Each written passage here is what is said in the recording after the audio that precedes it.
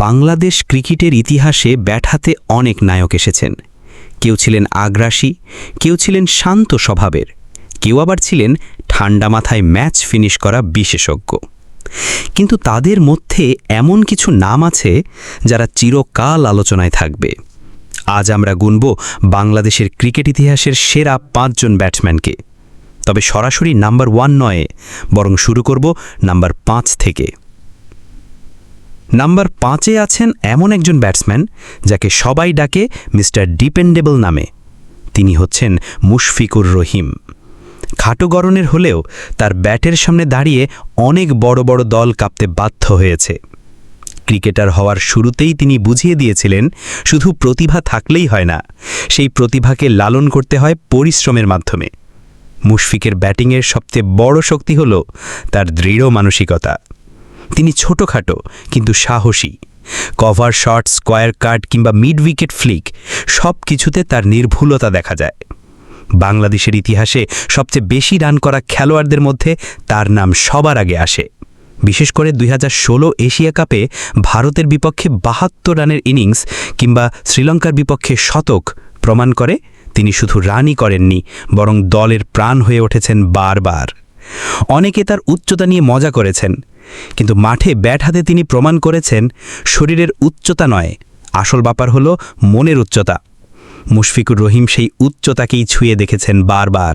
Number 4-এ আছেন এমন এক ব্যাটসম্যান যিনি সব সময় আলোচনায় থাকেন না, তবে কঠিন সময় তিনি হয়ে ওঠেন দলের ত্রাতা।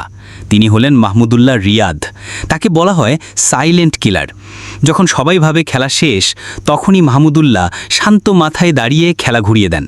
তার ব্যাটিংয়ের ধরন শান্ত, ধৈর্যশীল এবং শেষ পর্যন্ত টিকে থাকার মতো। লং অন কিংবা মিড উইকেটের উপর দিয়ে বিশাল ছক্কা মারার মতো সাহসও তার আছে। 2015 বিশ্বকাপে ইংল্যান্ডের বিপক্ষে তার শতক শুধু বাংলাদেশকে জিতিয়েই দেয়নি, বরং ইতিহাস বদলে দিয়েছিল। এরপর নিউজিল্যান্ডের বিপক্ষে আবার শতক করে তিনি প্রমাণ করেন যে এটা কোনো কাকতালীয় ব্যাপার নয়। বাংলাদেশের প্রথম বিশ্বকাপ সেঞ্চুরিয়ান হিসেবে মাহমুদুল্লাহর নাম সোনালী অক্ষরে লেখা হয়ে গেছে।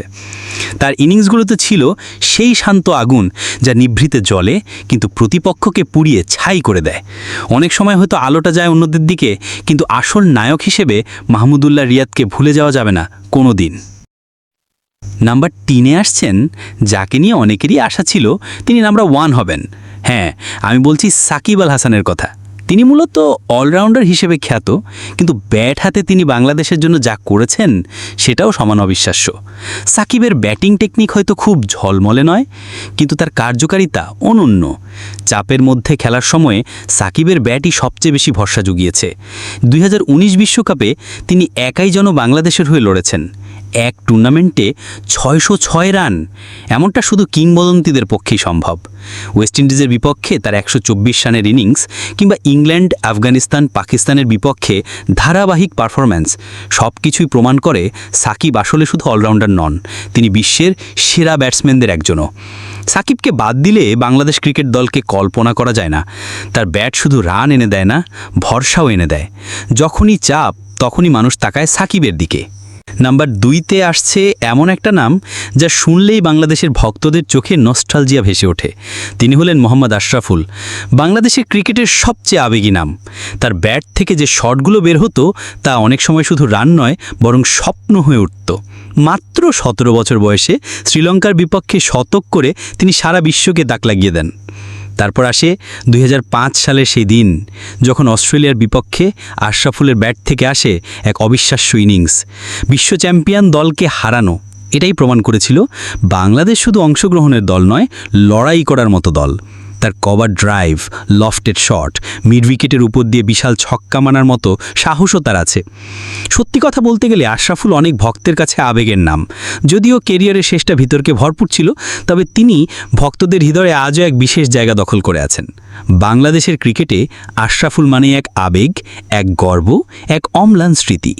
এবার আসা যাক নাম্বার 1-এ, বাংলাদেশের ক্রিকেট ইতিহাসে সবচেয়ে ধারাবাহিক, সবচেয়ে সফল এবং সবচেয়ে ভয়ঙ্কর ওপেনার তামিম ইকবাল। যখনই তিনি ওপেনিংয়ে নামতেন, প্রতিপক্ষ দলের মনে ভয়ের সঞ্চার হতো।